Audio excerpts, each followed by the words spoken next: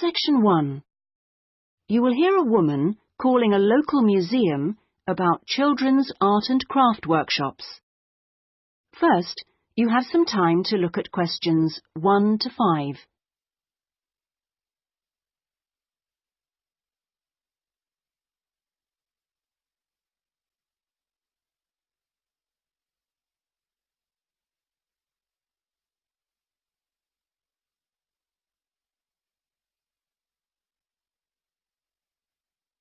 You will see that there is an example that has been done for you.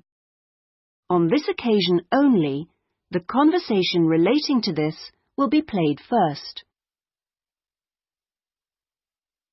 Good morning, Sidmouth Museum. Can I help you? Oh, yes. Good morning. I'm interested in the children's workshops, and I'd like a little more information, please. Do you mean the art and craft workshops? Yes, a friend of a friend mentioned them. The children do painting and make models and so forth. Yes, of course. Where to begin? First of all, as you probably know, they run every Saturday. The workshops are organised every Saturday, so Saturday has been written in the space. Now we shall begin. You should answer the questions as you listen, because you will not hear the recording a second time. Listen carefully and answer questions 1 to 5. Good morning, Sidmouth Museum. Can I help you? Oh, yes. Good morning. I'm interested in the children's workshops, and I'd like a little more information, please. Do you mean the art and craft workshops?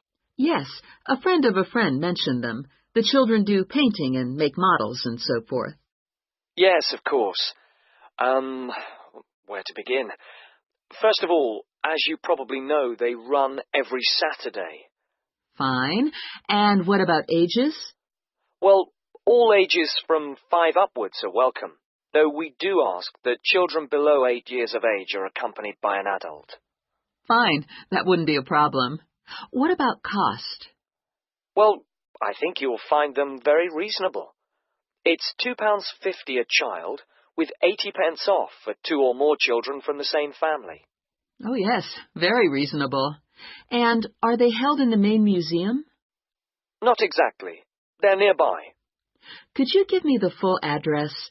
I don't know the area very well. Yes. It's Winter House. Right. And that's in Tamer Street. Could you spell that, please? Yes. Tamer Street. Lovely. And I do need to tell you that there's a security entrance, so you need to press the green button for someone to let you in. Don't press the red button, please. But don't worry, it's all clearly labelled. Okay. And one more question. Is parking available nearby? We're driving in from out of town. Your best bet is to leave your car at the back of the library. On a Saturday morning, there are plenty of spaces there. It's right next door to the museum. And can I ask about booking places? Yes, and I must tell you, you really should book by calling the education department here. Oh, I'm sorry. Should I have rung them instead of the main museum number? No, that's fine this time. Please don't worry. But for future reference, I'll give you the direct number. It's 200-765. Great. I've got that. Before you hear the rest of the conversation, you have some time to look at questions 6 to 10.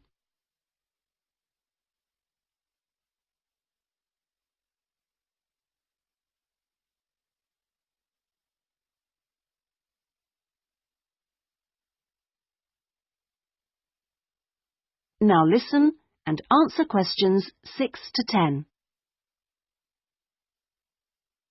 But I'm very happy to give you information about the next 2 workshops. On Saturday the 16th, there's building castles. Oh, sounds great. This involves quite a bit of glue, so just make sure the kids are in old clothes. I know. Ones I don't mind getting mucky. Exactly. And if possible, could you bring along bottle tops, which the children might be able to use in the models, as decoration? We'll certainly try to find some for you. Then the following week... That'll be the 23rd, won't it? Yes, that's right. On that day, it's what we call undersea worlds. This is where they make scenes with fishes, underground caverns, and so on. Is that likely to get very dirty? Lots of paint splashes? Not really. So we don't recommend any special clothes for that one. But if you could search out some silver paper to bring along to use in the sessions, it's shiny, it looks like water, that'd be great. Yes, of course. We'll see what we can come up with. Well, thank you ever so much for all your help. The sessions sound really good, and I'll certainly book up for the next 2. Lovely. Thanks very much for ringing. Bye. Bye-bye. That is the end of section 1. You now have half a minute to check your answers.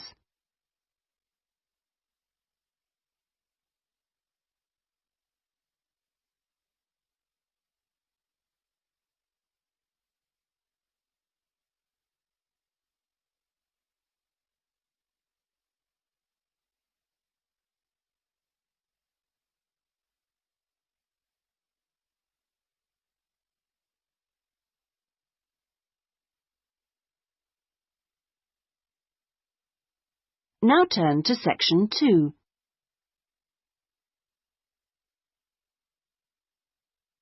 Section 2. You will hear a customer services official giving information to a passenger at a railway station in a town called Trebirch. First, you have some time to look at questions 11 to 17.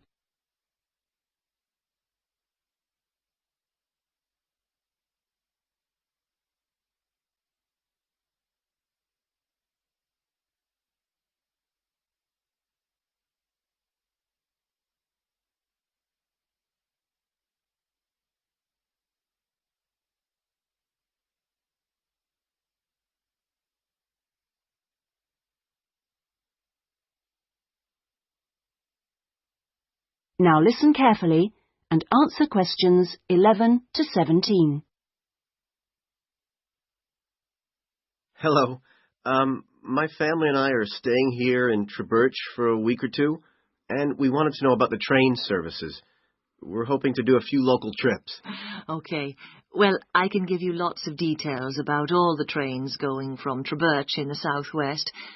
This leaflet will be very helpful, but I can tell you some of the main things. We've got 2 main train stations in the town. King Street is for local commuter lines and regional services. What about trains to London? I'll need to go there on business for one day. Then you need to go to Central Station. That's for all the national services. There are regular trains to London. They leave Trebirch every half hour on weekdays and every hour at weekends. It takes about 2 hours, a bit longer on Sundays. You've got a choice of first and second class, and there's a buffet car, though refreshments are included in the cost of a first-class ticket. Ah, right. And have you got any information on different ticket types? Yes, there's a range of ticket prices depending on when you travel and when you buy your ticket. There's a standard open ticket, which doesn't have any restrictions. This can be bought in advance or on the day. You can also get various discounted tickets. A popular one is called the Super Save, and this is okay for travel after 8:45. Then there is the special ticket, which is valid for travel after 10:15. The special tickets are also valid for travel at weekends. The cheapest tickets are called advance, and you have to buy them at least 6 days ahead. Only a certain number are available, and you have to make seat reservations for these. Before you hear the rest of the conversation, you have some time to look at questions 18 to 20.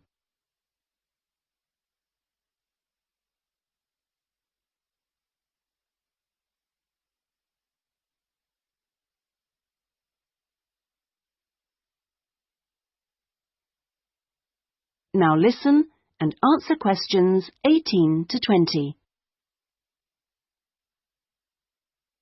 Thanks. And are there lots of places to go to around here? Oh, yes. You can enjoy many days out. There's the Merthyr Mining Museum, which is only half an hour from Treberch by train. Your children will find it just as fascinating as any theme park, and they can ride in the original miners' lifts and on the coal trains. There are special excursion tickets which include entrance fees. Mainline trains also offer direct services to Bristol, where you can visit the docks or spend a great day out with the children in the zoo, which is set in the parkland that used to surround the old castle. Special family away day fares are available for this service now during the school holidays. Alternatively, you can be in Birmingham in only an hour and a half, where there's lots to see and do, including the new and internationally acclaimed climbing wall built on the site of the old aquarium. We will also be running a special service to Newport when the new Science Museum opens next year, as we anticipate a lot of visitors in the opening weeks. I'd advise you to call early to book your tickets. Is that okay? Yes, thanks. That is the end of section 2. You now have half a minute to check your answers.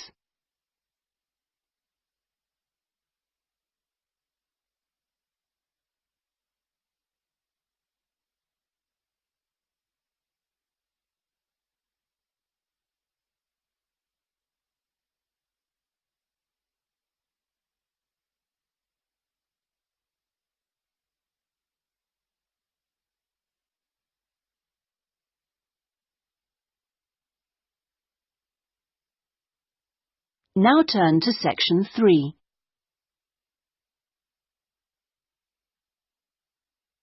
Section 3. You will hear a discussion between a tutor and an education student called Sandy about the student's dissertation. First, you have some time to look at questions 21 to 25.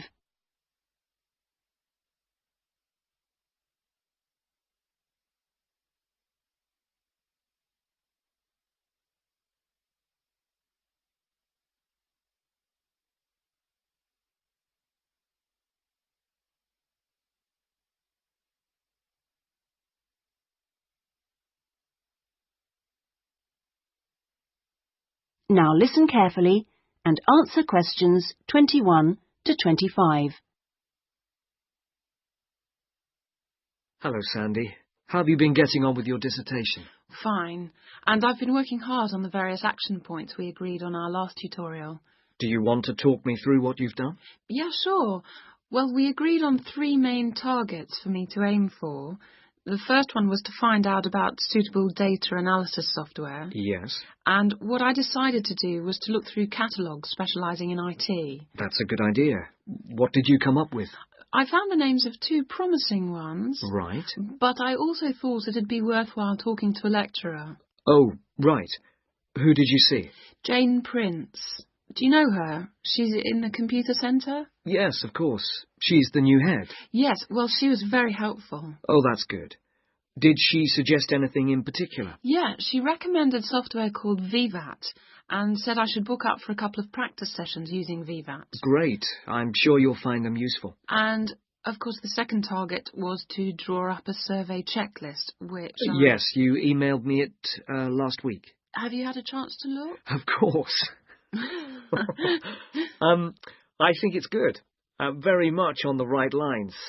I'd say your first 2 sections are spot on. I wouldn't suggest that you change anything there, but in section 3 you really do need to have questions on teaching experience. Yeah, I was thinking that section looked a bit short. Right.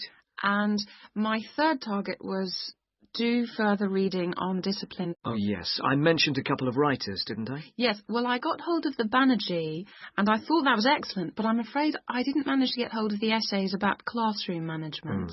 You know, the ones by Simon Erickson.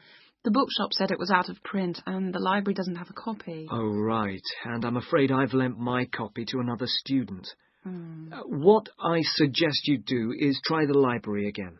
This time apply for it through the service called Special Loans. Have you done that before?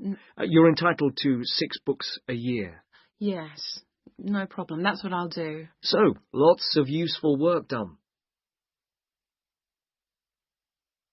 Before you hear the rest of the conversation, you have some time to look at questions 26 to 30.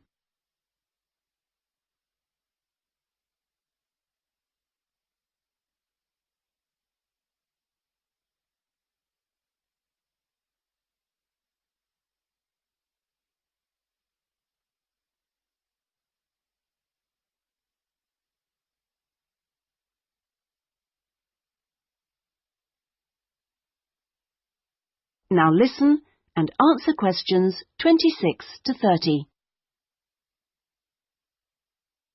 So let's look at some new targets.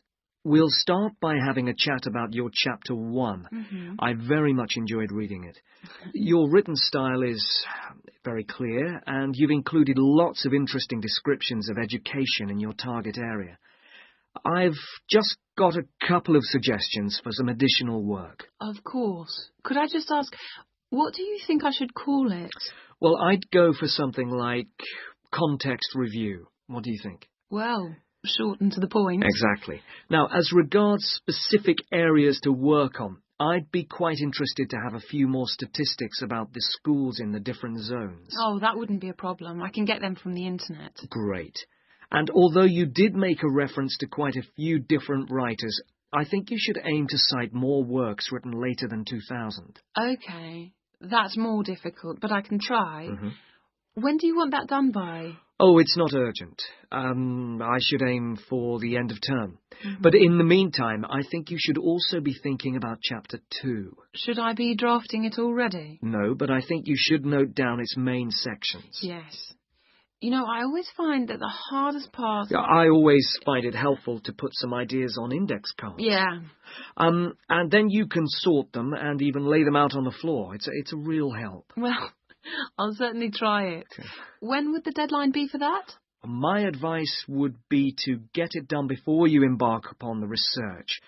You can always change it later if you need to. OK, I'll get going on that then. That is the end of section 3. You now have half a minute to check your answers.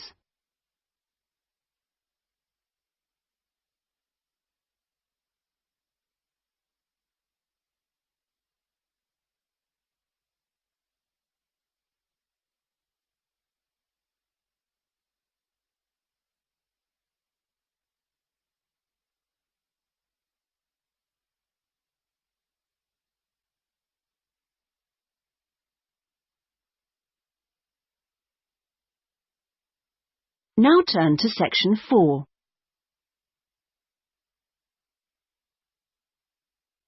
Section 4.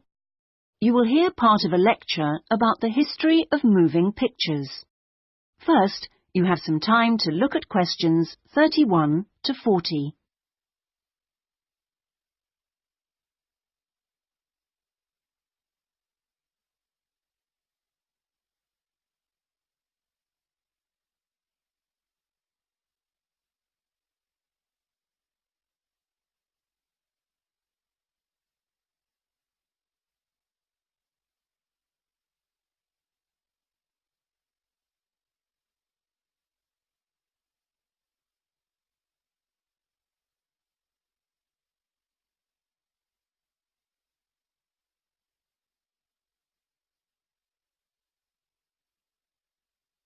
Now listen carefully and answer questions 31 to 40.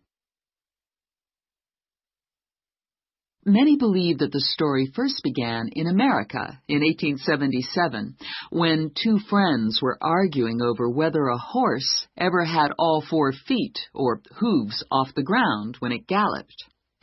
To settle the bet, a photographer was asked to photograph a horse galloping, and the bet was settled because you could see that all the hooves were off the ground in some of the photos.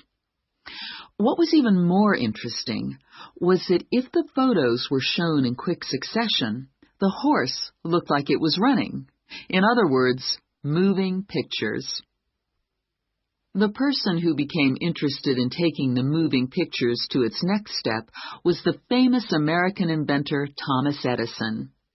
Actually, he didn't do the work himself, but rather asked a young Scotsman in his employ to design a system, which he did.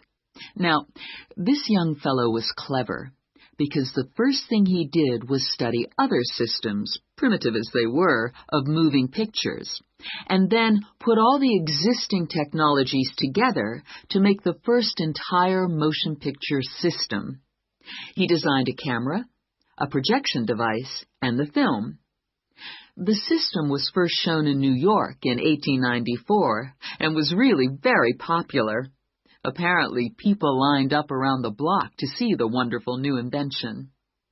There were, however, a couple of problems with the system. The camera weighed over 200 kilograms, and only one person at a time could see the film.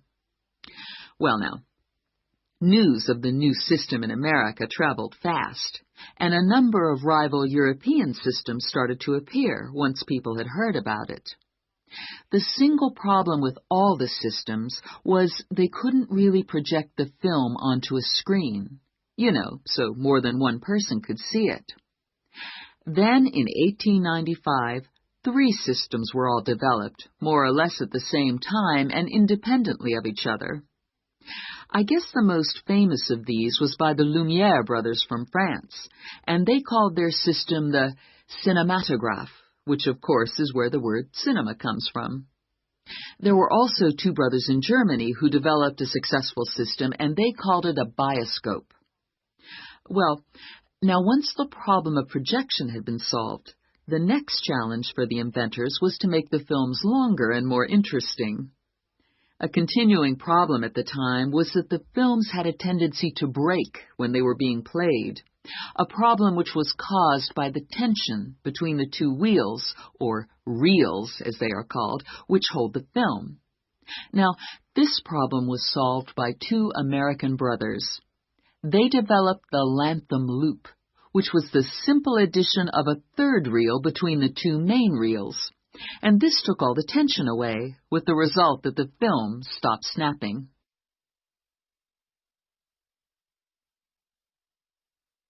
So now there was a real possibility of having films of more than 2 or 3 minutes.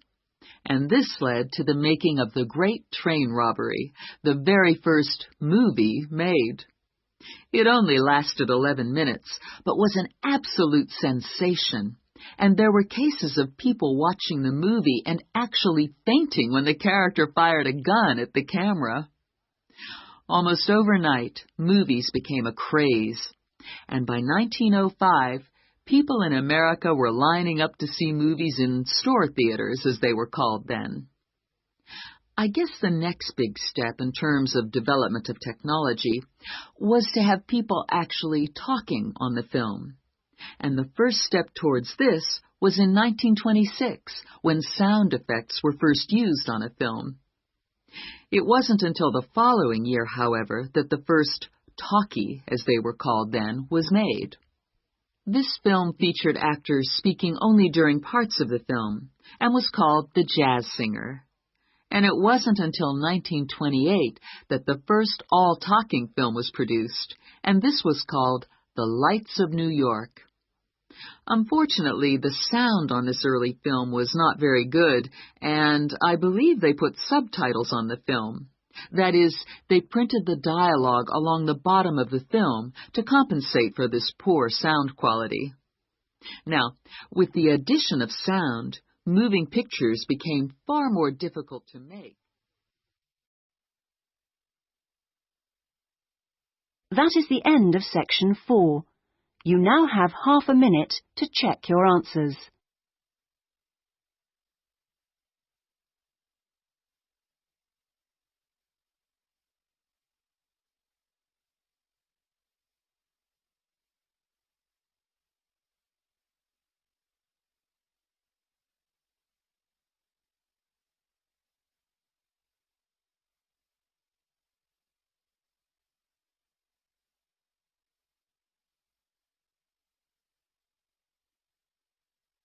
That is the end of the listening test. In the IELTS test, you would now have 10 minutes to transfer your answers to the listening answer sheet.